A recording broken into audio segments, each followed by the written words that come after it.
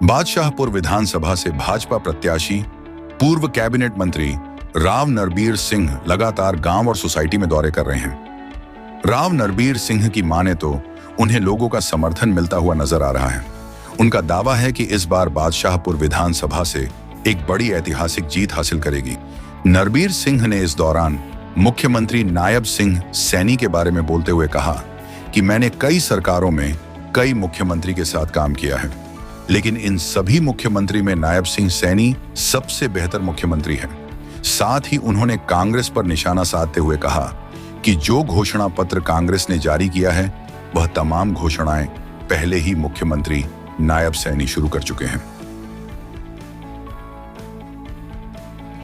आप लोगों ने जो मान सम्मान दिया इसका आप सबका तहे दिल से शुक्रिया अदा करता हूं और भारतीय जनता पार्टी के प्रत्याशी के तौर पर आपसे वोट की विनती करने आया हूं।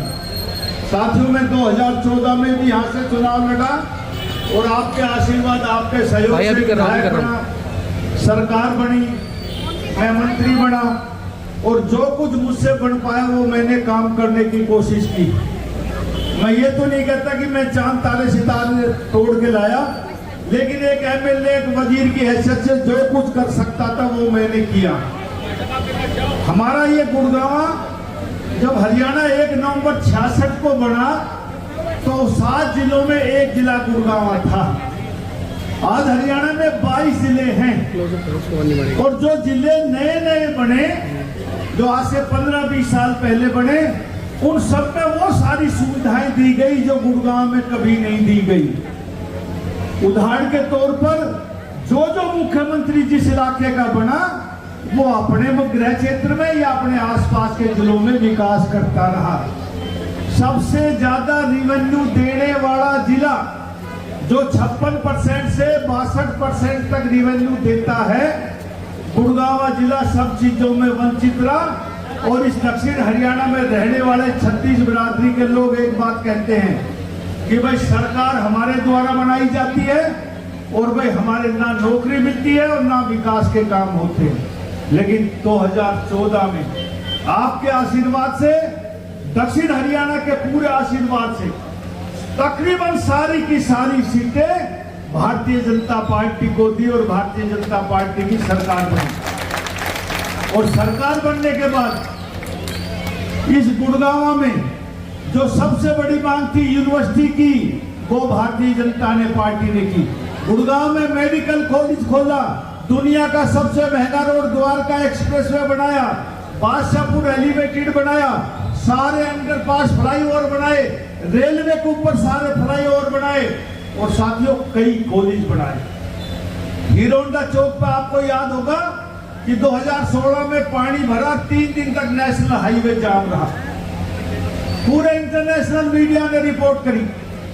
प्रधानमंत्री तक जी के टेलीफोन, गृह मंत्री उस समय राजनाथ जी होते तो उनके टेलीफोन मुख्यमंत्री के पास आए। मुख्यमंत्री ने नरबीर सिंह की ड्यूटी लगाई कि राव साहब ये पानी खत्म होना चाहिए। हमने ऐसा इंतजाम किया, खूब बारिश पड़ती है, आपको हीरो होंडा चौक में बारिश जल भराव नहीं मिलेगा साथियों।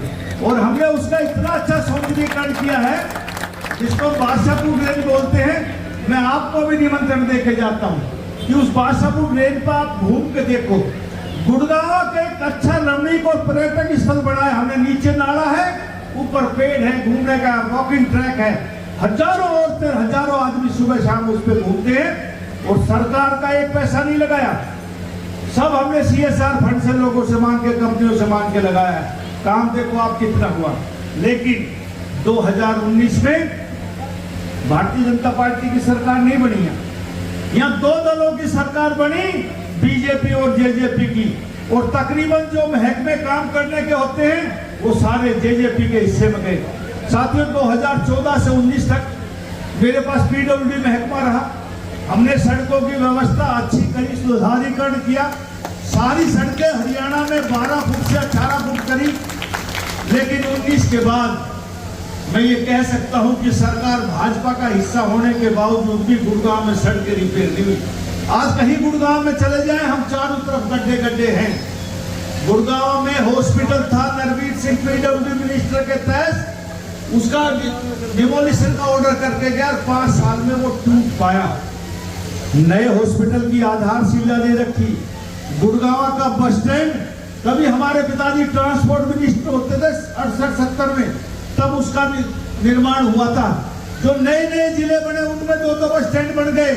गुड़गांव का बस स्टैंड डिमोलिशन के ऑर्डर हुए, ना टूटा ना नया बन पाए। 2 काम हम नहीं कर पाए जो गुड़गांव में जरूरी है। आने वाले समय में क्योंकि गुड़गांव बढ़ गया, आज 30 लाख की आबादी होगी। और मुझे याद है जब मैं छोटा था तो हमारे पिताजी मिनिस्टर थे, हम बहरामपुर फार्म पर रहते थे, नैनीताल पढ़ता था, छुट्टी आता था तो माँ कैसे कहते कि माँ हम छावनी जा रहे, इसको गुड़गांव कोई नहीं कहा करता। बुजुर्गों को याद होगा।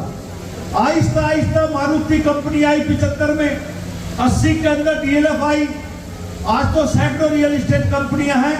इन 2 कंपनियों ने इस गुड़गांव को, इस छावनी को Gurgaon millennium city, cyber city, और अब तो सरकार ने भी नाम इसका गुरुग्राम कर दिया। साथियों, ये बढ़ता हुआ शहर है।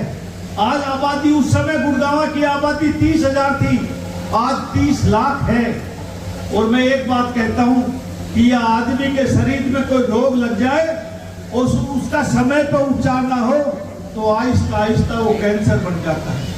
इसी प्रकार इस बढ़ती हुई जनसंख्या में, बढ़ते हुए शहर में यदि समस्याओं का समाधान समय पे नहीं हुआ तो एक समय ऐसा आएगा, 5 साल तो हमारे ये खराब हो गए और अगले 5 साल भी खराब हो गए तो चाहे भगवान रामचंद्र की धरती पर जन्म लेंगे तो गुड़गांव का सुधार नहीं हो पाएगा। साथ होने चाहिए आबादी के अनुसार। गुड़गांव में 30 लाख की आबादी में 1 सब्जी मंडी है, 4 सब्जी मंडियां होने चाहिए। और भैया 4 बूंद गुड़गांव में पड़ जाए तो 3-3 घंटा जाम रहता है। ऐसी व्यवस्था करेंगे जैसे हीरो होंडा चौक पे पिए, आधे घंटे में गुड़गांव में पानी नहीं रुकेगा। साथियों, हमारे यहाँ गुड़गांव एजुकेशन और मेडिकल का हब है। बड़े बड़े बिल्डिंगें बन गई मेडिकल की, बड़े बड़े हॉस्पिटल बन गए।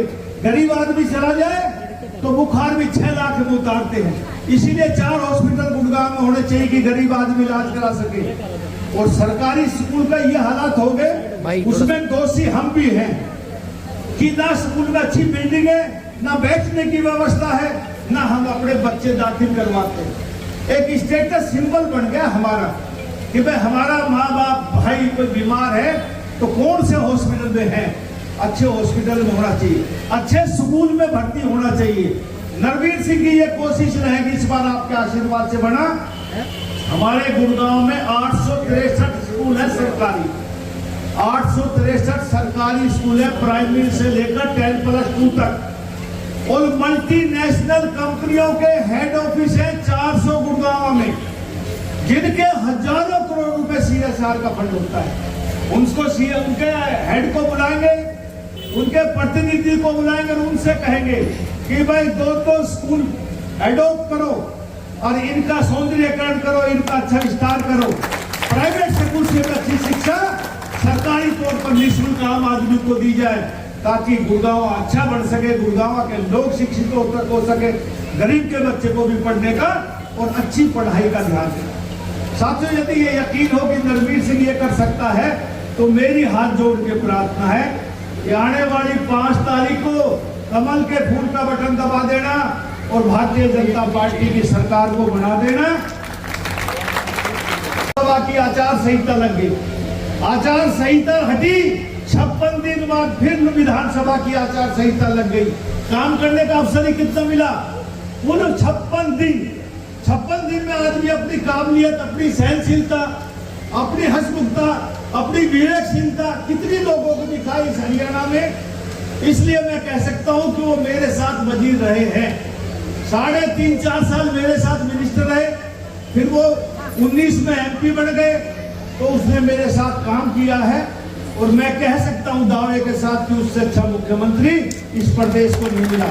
आने वाले समय में भाजपा ने घोषणा की है कि आज सरकार बनेगी, नायब सेन इस प्रदेश का मुख्यमंत्री होगा। और मैं आपकी तरफ से, अपनी तरफ से विश्वास दिलाता हूं कि बहुत अच्छी सरकार चलेगी।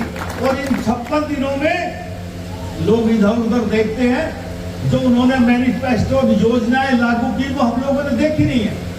इतने विकास के काम, इतनी योजनाएं लागू की हैं कि जो कांग्रेस अपना मैनिफेस्टो लागू कर दी ना, वो तो सारा भाई नायब सैनी इन 56 दिनों में लागू कर चुका। तो मेरा आपसे निवेदन है, और एक निवेदन और, कि वे राजनीति रूप में जब हम पर्चा भरने जाते हैं तो हम जलसा जलूस करते हैं, अपनी राजनीतिक ताकत दिखाते हैं। इस बार हमने कोई भीड़ नहीं करी, कोई जलसा नहीं किया, कोई जलूस नहीं किया। 5 आदमी गए, नॉमिनेशन भर के आ गए। लेकिन राजनीति में राजनीतिक ताकत दिखाना जरूरी होता है।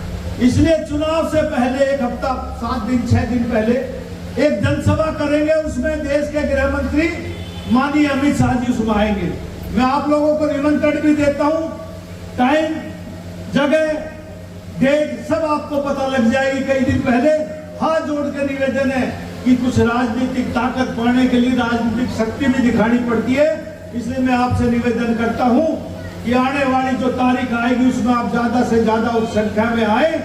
और भाई मैं आपको विश्वास दिलाता हूं, जो उम्मीद आप नरवीर सिंह से लगाएंगे उससे भी ज्यादा काम मैं गुड़गांव जिले में करूंगा। जय हिंद। नायब सैनी के साथ मैं मंत्री रहा हूं और वो बहुत अच्छा आदमी है, मिलनसार है। मेरा 4 साल उनके साथ सौभाग्य रहा, हम दोनों साथ मंत्री रहे। बल्कि मेरे तो वो स्टेट मिनिस्टर था, मैं कैबिनेट मिनिस्टर था। एक अच्छा आदमी है, एक मिलनसार है, हंसमुख है, ईमानदार है। और एक मुख्यमंत्री में क्या गुण चाहिए? रात को 11 बजे 12 बजे में आप टेलीफोन करोगे तो आपका टेलीफोन उठाएगा, काम करने की कोशिश करेगा। अच्छा इंसान है। हाँ, तकरीबन इतनी योजनाएं लागू की है कि मैं भी नहीं गिना सकता। और एक्चुअल में आप खुद पढ़ना, मैं आपको मीडिया को भी कहता हूँ कि जितनी योजना हरियाणा में जरूरत थी उससे ज्यादा कर दिया। हमारे एमएसपी के सारे फसलें आज एमएसपी के रेट पे हरियाणा खरीद रहा है, जो हिंदुस्तान के किसी भी प्रदेश में नहीं है। और बहुत सी योजनाएं जो नायब भाई ने लागू की है, कमाल की योजना। आज बीजेपी पाया हूँ, रात को पढ़ूंगा, फुर्सत नहीं मिल पाई, फिर बताऊंगा क्या हुआ। बड़ी संख्या में लोग पहुंचे हैं, महिलाएं भी हैं। सब महिलाएं भी, आदमी भी है, नौजवान भी, बच्चे भी हैं। सब लोग भारतीय जनता पार्टी में आस्था व्यक्त करते हैं। और ये चुनाव परिणाम 8 तारीख को निकलेगा, उसका रिजल्ट उस दिन पता लगेगा। ठीक है। बहरहाल राव नरबीर सिंह बादशाहपुर से ऐतिहासिक जीत का दावा कर रहे हैं। हालांकि ये तो वक्त ही बताएगा कि जीत किसकी होगी।